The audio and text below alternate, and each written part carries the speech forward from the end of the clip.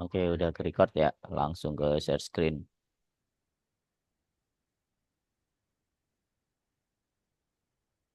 Oke, apakah terlihat share screen-nya, teman-teman? Ada, Oke, ada, siap. ada. Baiklah. Selamat malam. Assalamualaikum warahmatullahi wabarakatuh. Em, Maksud dari kami membuat video ini adalah untuk sebagai menyelesaikan tugas dalam matkul hukum agraria. Nah, di sini kami akan mempresentasikan hasil kerja kelompok kami yang sebelumnya sudah kami buat dalam bentuk artikel jurnal. Ini adalah bentuk PPT-nya. Jadi kami dari kelompok kami itu melakukan analisa terkait dengan kasus sengketa tanah yang terjadi di Pulau Pari, Kepulauan Seribu. Baik, langsung di kelompok kami terdiri dari 3 orang. Yang pertama yaitu Benediktus Abimanyu Adi yang biasa dipanggil Abi. Kemudian ada saya sendiri yaitu Muhammad Hafid Afriansyah yang biasa dipanggil Hafid.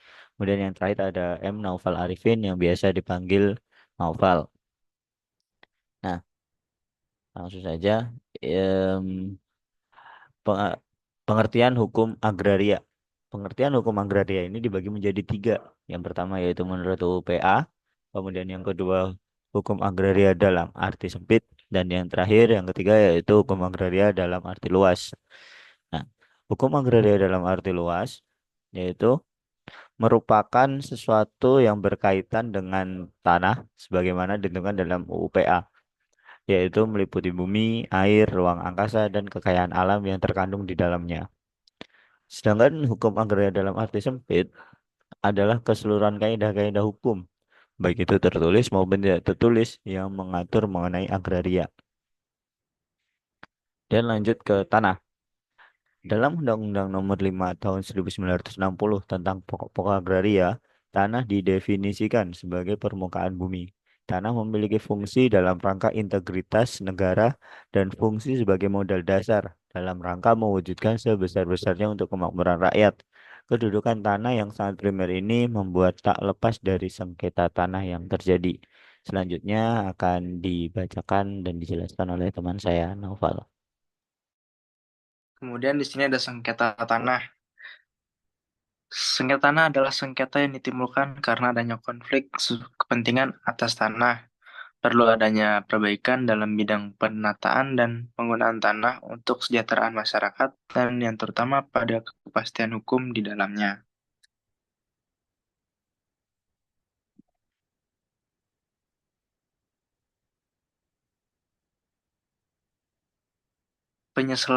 Penyelesaian sengketa tanah ada dua.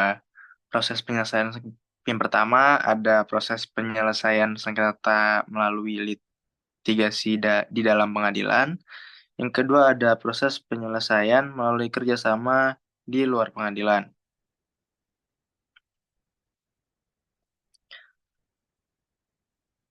Kemudian di sini ada kasus sengketa tanah yang terjadi di Pulau Pari, Kepulauan Seribu.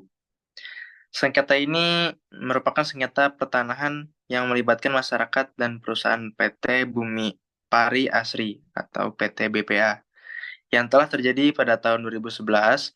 Hal ini dikarenakan PT BPA mengklaim hampir keseluruhan kepemilikan dari Pulau Pari, sedangkan masyarakat Pulau Pari telah mengelola pariwisata secara swadaya mandiri sejak tahun 2011. Klaim kepemilikan Pulau Pari ini dibuktikan oleh PT BPA dengan menunjukkan sertifikat hak guna bangunan, sertifikat hak guna usaha, dan sertifikat hak milik pada Pulau Pari yang mengatasnamakan PT BPA. Sengketa ini semakin terangkat dengan adanya beberapa aktivis lingkungan nasional seperti Wahana Lingkungan Hidup Indonesia dan aktivis lingkungan internasional seperti Greenpeace yang turut membantu masyarakat Pulau Pari untuk mempertahankan tanah bagi masyarakat Pulau Pari.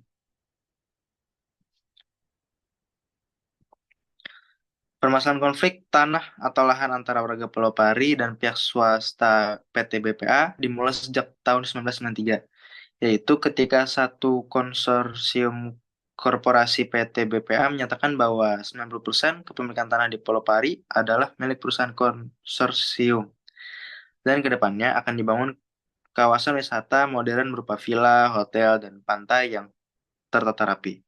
Klaim ini mendapat tantangan dari warga karena sepengetahuan warga berdasarkan keputusan Gubernur DKI tahun 1991, fungsi tanah di Pulau Pari sudah dibagi, yakni 10% untuk penelitian, 50% untuk kawasan wisata, serta 40% untuk pemukiman.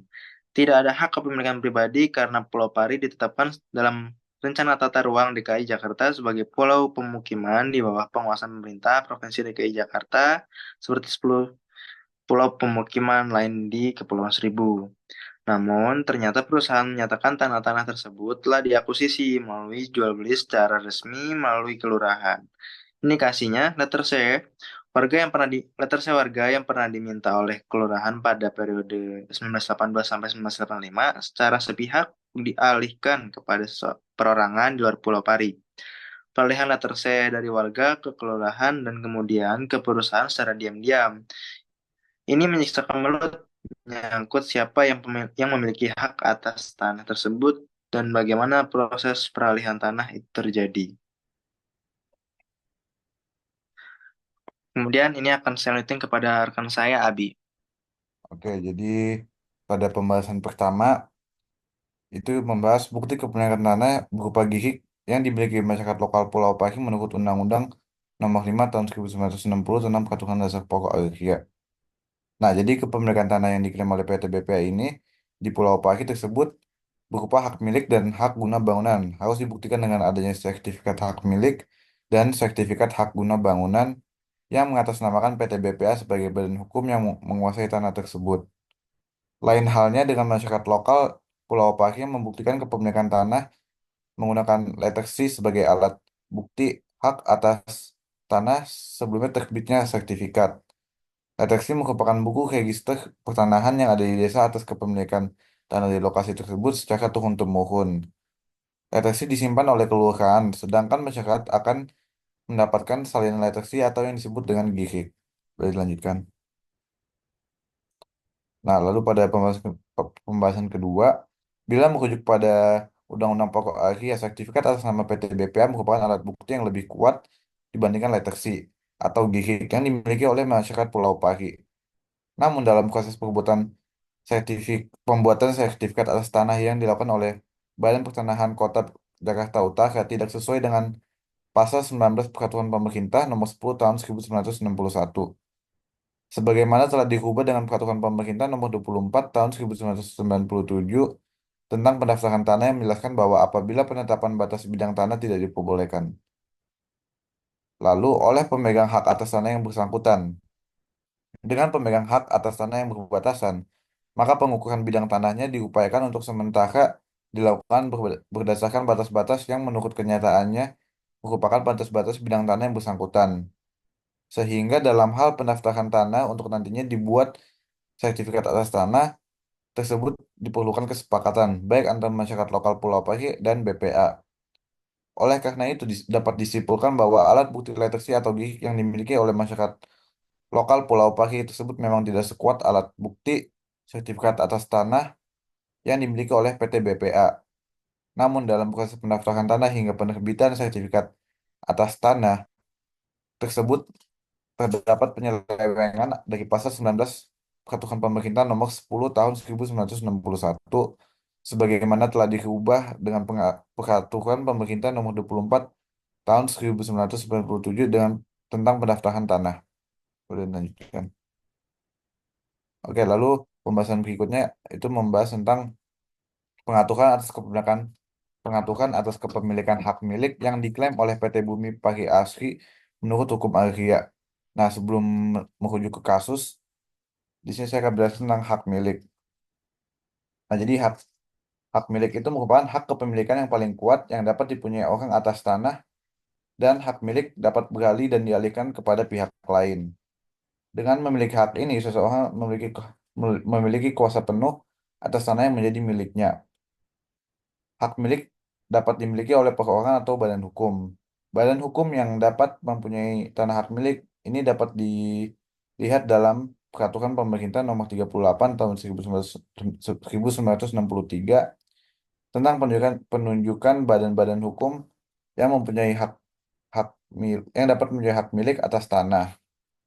Nah, itu yang pertama ada bank-bank yang didirikan oleh negara, selanjutnya disebut bank negara. Lalu yang kedua ada perkumpulan-perkumpulan koperasi pertanian yang didirikan berdasarkan Undang-Undang Nomor 79 Tahun 1958.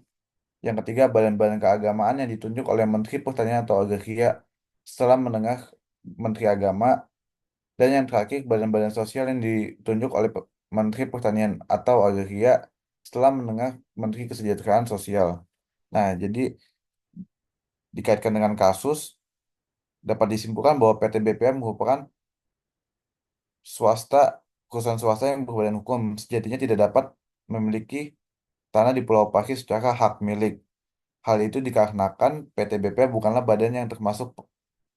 badan hukum, bukanlah badan hukum yang termasuk dalam pasal 1 Peraturan Pemerintah Nomor 38 Tahun 1963 tentang penunjukan badan-badan hukum yang dapat memiliki hak milik atas tanah. Lalu sumber hukum berikutnya itu terdapat di dalam pasal 21 ayat 1 dan 2 dan ayat 2 Undang-Undang Nomor 5 Tahun 1960 tentang Peraturan Dasar Pokok-pokok akhirnya menyatakan bahwa satu, hanya warga negara Indonesia yang dapat mempunyai hak milik. Dua, oleh pemerintah ditetapkan badan-badan hukum yang dapat mempunyai hak milik dan syarat-syaratnya. Jadi kesimpulannya, sehingga apabila klaim atas kepemilikan tanah dengan status hak milik oleh PT BPA itu memang benar adanya, maka hak milik akan hapus. Sebagaimana dijelaskan dalam pasal 27 Undang-Undang Nomor 5 Tahun 1960 tentang Peraturan Dasar Pokok-pokok Agraria. Oke, mungkin sekian itu saja dari kami. Mohon maaf apabila ada kesalahan atau kekurangan. Terima kasih.